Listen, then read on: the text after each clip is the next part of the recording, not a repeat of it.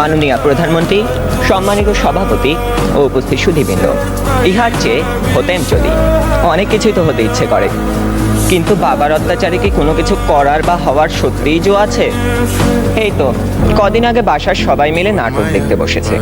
আমিও পরিবেশের গন্ধ শুকে আস্তে আস্তে এগোচ্ছি কোনো রকমের দর্শকের সারিতে জায়গা দখল করার জন্যে।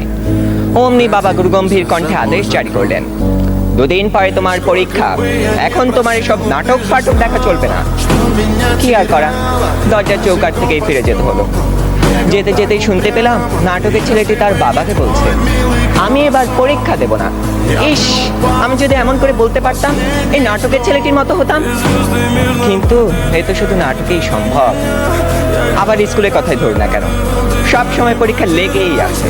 ক্লাস টেস্ট, সাপ্তাহিক, মাসিক, টার্ম, এবং আমাদের স্কুলে আরও একটি পরীক্ষা আছে, পপ টেস্ট।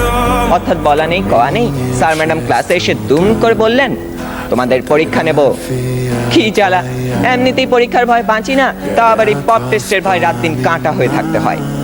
জনান্তিকে বলে রাখি, আমি যদি দেশের প্রধানমন্ত্রী হই তবে সবার আগে এই পরীক্ষা ব্যবস্থাটা তুলে দেব।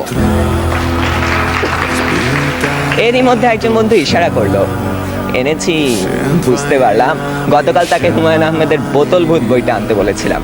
কোনো রকমে পরীক্ষা শেষ করে উঠে গেলাম লাস্ট বেঞ্চে। দুজনে মিলে মজা করে পড়তে।